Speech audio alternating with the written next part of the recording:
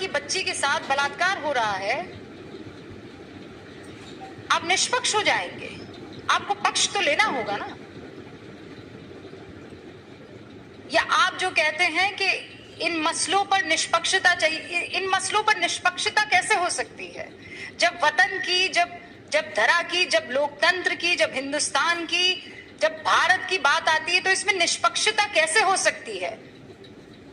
कोई माई का लाल मुझे बता दे कि नहीं, निष्पक्षता के नाम पर वो हिंदुस्तान को एक तरफ कर देगा और वो दूसरी तरफ खड़ा हो जाएगा।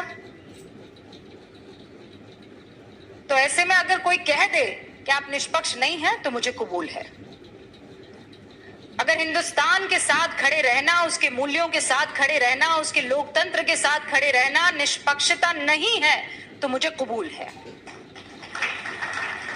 और उन तमाम पत्रकार बंधुओं से ये बात मैं बहुत साफ तौर पर कह देना चाहती हूं कि जिस दिन आप बेझिझक, बगैर किसी डर के, बेखौफ होकर अपनी बात रखने लगेंगे तो फिर आपको तालियों की दरकार नहीं रहेंगी, फिर मुख से दुआएं ही निकलेंगी, आशीर्वाद ही निकलेगा।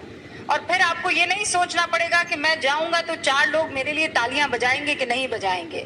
उन तालियों की दरकार मत रखिए। नमन करती हूं आंबेडकर जी और यहाँ उपस्थित तमाम लोगों ने मेरा नाम चुना। मैं ये सोच कर अभिभूत हूँ। मैं किस्मत वाली हूँ कि आप लोगों के समक्ष हूँ, आप लोगों के सामने हूँ और अपने दिल की बात कह पा रही हूँ। वैसे तो बीच में वो स्क्रीन की छाया होती है, वो पर्दा होता है, आज वो पर्दा भी हट गया है तो और ज्यादा प्रसन्न हूँ कि आपकी आंखों में आंखें डालकर सच कह पाऊंगी। मैंने पूछा मुझे क्या कहना है तो मुझे कहा गया बस कह दो। तो मैंने कहा कोई विषय है तो कि जो आप चुन लो वो विषय है। तो मैंने चुन लिया वसुधा का कल्याण। मैंने चुन लिया कि इस धरा का कल्याण विषय अगर ये है तो कोई विचारधारा ले आए, चांद ले आए, सूरज ले आए।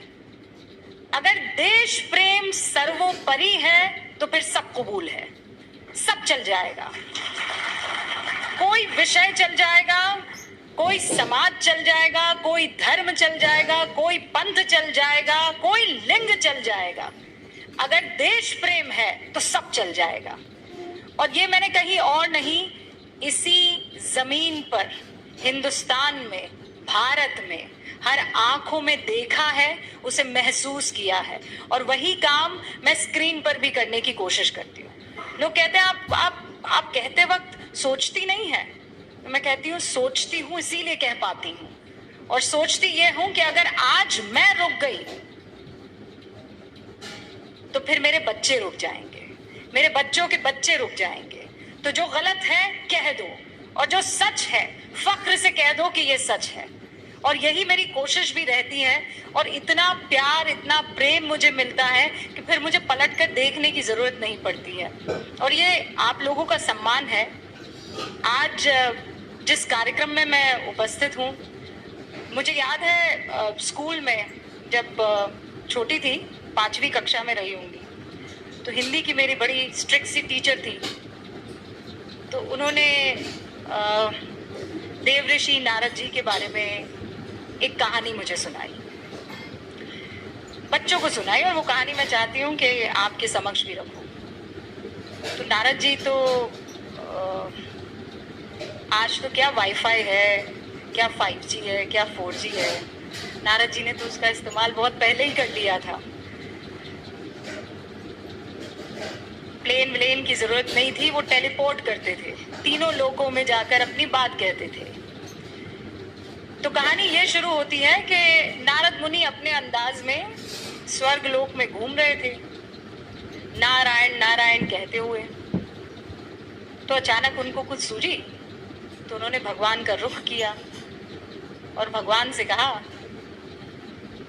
आपसे एक प्रश्न पूछूं? तो भगवान ने कहा, पूछो। तो ये जानते तो थे कि नारद जी के मुंह से निकल रहा है तो पंगा तो होगा, लेकिन पूछो। उन्होंने कहा,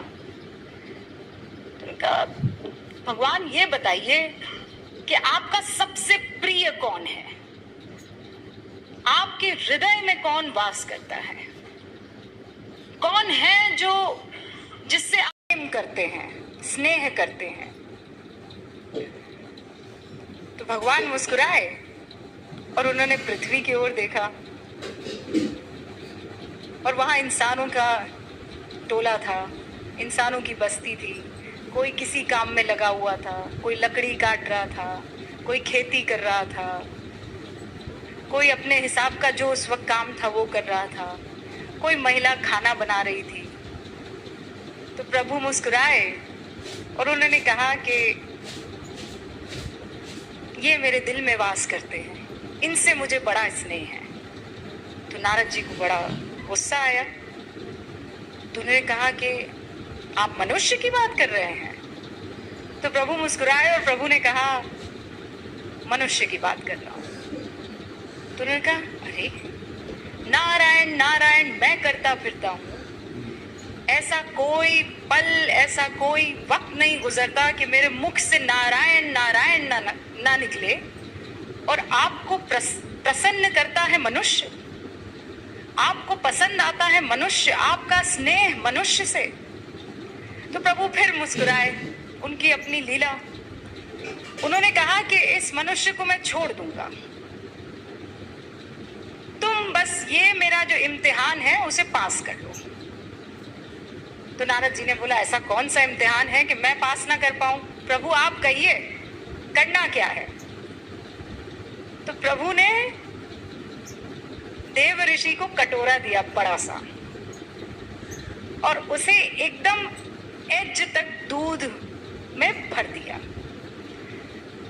और प्रभु ने कहा कि अब इसे तुम तीनों लोकों में लेकर घूमो, पर ध्यान रहे एक बूंद दूध की नीचे ना गिरने पाए। तो देव ऋषि ने कहा कि अरे ये क्या बड़ी बात हो गई, ये तो मैं चुटकियों में कर दूंगा। तो उन्होंने कहा फिर मिलते हैं। और नारद मुनि जी कटोरा थामे, दूध से भरा लबालब, तीनों लोकों का भ्रमण करके आ गए। प्रभु के सामने पहुंचे, प्रभु मुस्कुराए, कहा लौट आए? तो नारद जी ने तानी हुई भुओं के साथ कहा प्रभु लौट आया, एक भी बूंद ना गिरी। तो उन्होंने कहा ना, एक भी बूंद किसी लोक में ना गिरी। कहीं तो बहुत ही गजब हो गया, इस बीच तुम मेरा नाम लेना कैसे भूल गए? तो उन्होंने माथा पकड़ा,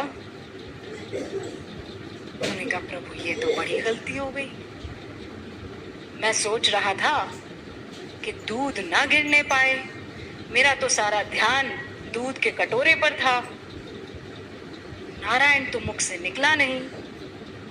तो प्रभु फिर मुस्कुराए और प्रभु ने कहा इसीलिए मुझे मनुष्य पसंद है। वो जिंदगी की हर तकलीफ से जूझता रहता है, वो हर मुश्किल से हर रोज गुजरता है, उसकी जिंदगी के कटोरे में परेशानियों का दूध लबालब है, लेकिन फिर भी वो मेरा नाम लेना नहीं भूलता है।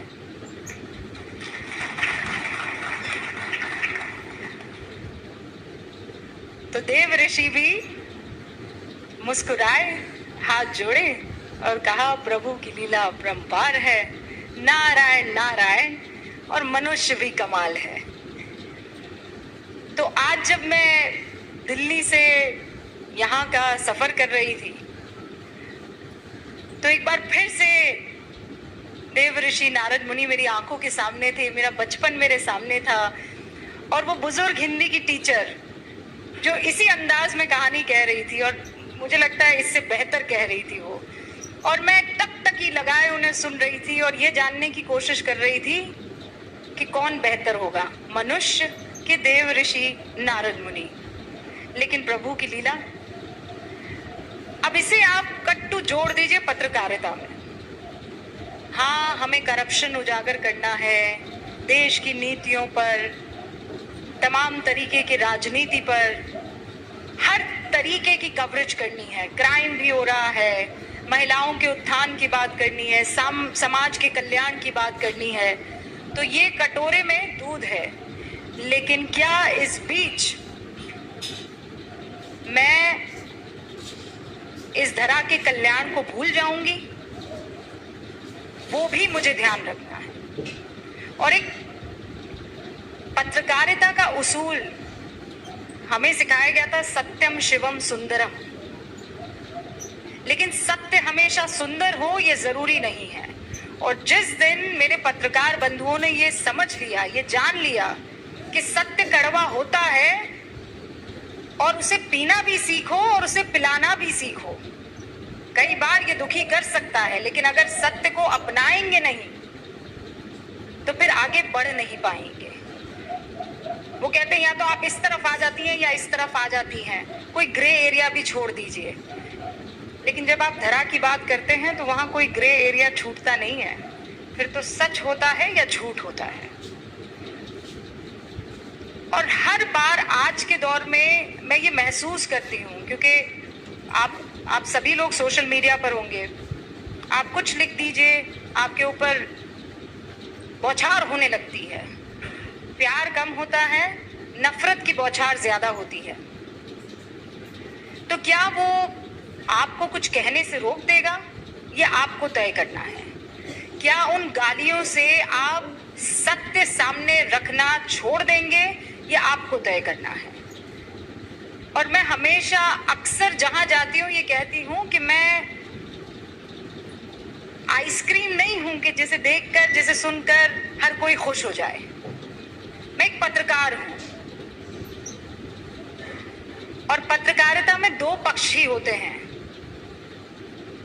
अक्सर ये सिखाया जाता है कि पत्रकारिता में आपको अनबायस्ड होना चाहिए।